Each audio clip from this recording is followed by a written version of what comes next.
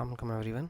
This is D3, 8th edition, chapter number 1, algebraic fractions and formulae और exercise 1A हम इसकी कर रहे हैं. तो बेसिकली अगर हम इसमें देखें तो क्वेश्चन नंबर 1 में सिंप्लीफाई द फॉलोइंग है. अगर हम सिर्फ पार्ट 1 की बात करते हैं, ठीक है, जैसे कि ये है 4x4 डिवाइडेड बाय 12x5, ठीक है. अच्छा देखें, 4 और 12 तो आपस में रिड्यूस हो जाएंगे. 4 1 4 और 4 3 12 हो जाएगा, ठीक है. और डेफिनेटली जब x और ऊपर x न्यूमरेटर में आपके पास 4 है, यहाँ पर x आपके पास 4 है और यहाँ पे x आपके पास 5 है. जब डिवाइड होते हैं तो इनकी पावर्स माइनस हो जाती हैं, ठीक है. तो अगर 4 हैं तो हम इसको यूँ कंसीडर कर सकते हैं कि x 4 इस तरह से हैं ऊपर न्यूमरेटर में और डिनोमिनेटर में x जो है वो 5 हैं इस तरह से, ठीक है. तो ये आपस में कैंसिल हो जाएंगे तो डिनोमिनेटर में एक x बचेगा इस तरह से, ठीक है. ऑप्शन नंबर बी की बात करते हैं, ठीक है. ऑप्शन नंबर बी में कह रहे हैं 16a3 b4 divided by 24a5 और b2, ठीक है. अच्छा देखें, 16 और 24 आपके पास दोनों, वैसे तो आप 2 के टेबल से भी रिड्यूस कर सकते हैं, 3 के टेबल से भी, और अगर नॉर्मली आप चाहते हैं 8 के टेबल से. अच्छा, अगर किसी को डिवाइड करने में प्रॉब्लम होती तो इसके प्राइम फैक्टर निकाल लें, ठीक है. 8 2 ज़ा 16, 8 3 ज़ा 24, एक आ गया 2 और आ गया 3, ठीक है. 8 3 ज़ा 24. अब देखें, ऊपर 3 है और नीचे 5 है. ए जो है ऊपर 3 है और नीचे 5 है, तो डेफिनेटली 5 में से 3 गए तो नीचे 2 बचेंगे. और बी ऊपर ज़्यादा है और नीचे कम है तो ऊपर बच जाएंगे. 2 में से 4 में से 2 गए तो 2 बचे, ठीक है. अगर किसी को कोई प्रॉब्लम आ रही हो तो पूछ सकता है कमेंट सेक्शन के अंदर कि सर इसको दोबारा डिटेल में समझा दें. बेसिकली ये मैं D3 के हवाले से समझा रहा हूँ आपको. चलें बिल्कुल डिटेल में जाके समझाते हैं. 23 Q3 और R divided by 69 Q R3 and S, ठीक है. अच्छा, अगर 23 के टेबल में देखें तो 23 के टेबल में 3 पर 23 1 ज़ा 23, 23 3 ज़ा 69, ये हो गया 1/3, ठीक है. अच्छा, Q ऊपर 3 है और नीचे 1 है, ठीक है.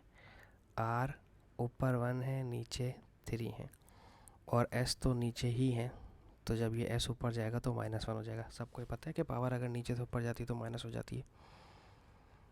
अगर ये नहीं पता तो थोड़ी सी कन्फ्यूजन हो रही होगी आपको, ठीक है. Q 3 में से 1 गए तो Q 2 बच गए, R 1 में से 3 गए तो -2 बचे और S -1, ठीक है. अब देखें, डिनोमिनेटर में आप नेगेटिव पावर नहीं छोड़ सकते, ठीक है. 1 ऊपर 1, Q स्क्वायर ऊपर ही रहा 3, R -2 ऊपर था नीचे आ जाएगा, S -1 नीचे था ऊपर था नीचे आ जाएगा, ठीक है. अच्छा, अब हम इसका देखते हैं ऑप्शन नंबर सी के बाद डी पार्ट, ठीक है. देखें, ऑप्शन नंबर डी में हमारे पास कह रहे हैं, कोशिश करता हूँ थोड़ा डिटेल में जाके बताएं ताकि आपको कन्फ्यूजन ना हो. p³ और 18m3 एन p6, ठीक है. देखें, 3 1 ज़ा 3, 3 6 ज़ा 18 हो जाएगा तो 1/6 बचा, ठीक है. अब बेसिकली m आपके पास कितने, ऊपर m 1 है और नीचे 3, ठीक है ना. तो ऊपर और नीचे जब कैंसिल हो जाएंगे, कटेंगे, तो नीचे m बच जाएंगे 2. n ऊपर 2 हैं और नीचे 1 है. जब ऊपर और नीचे, जैसे n 2 ऊपर हैं और 1 नीचे है, तो ऊपर नीचे कट जाएंगे तो ऊपर n बचेगा. p 3 ऊपर हैं और p6 नीचे हैं, 1 2 3 4 5 और 6. ये 3 p ऊपर वाले और नीचे वाले कट गए तो p3 नीचे बचेंगे आपके पास, ठीक है, इस तरह से. अब ऊपर आप 1 लिखना चाहें तो ठीक है, नहीं लिखना चाहें तो छोड़ दें, ठीक है. डी के बाद ई पार्ट देखते हैं इसका. ई पार्ट में कह रहे हैं 15ac3 डिवाइडेड बाय 75a2b4 और c. अच्छा, अब देखें, 15 का टेबल 75 तक पढ़ना होगा, ठीक है.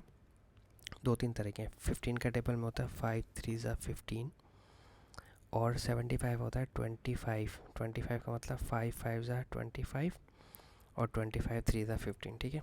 तो 5 और 5 कैंसिल, 3 और 3 कैंसिल, तो सिर्फ और सिर्फ ऊपर बचा 1 और नीचे बचा 5, ठीक है.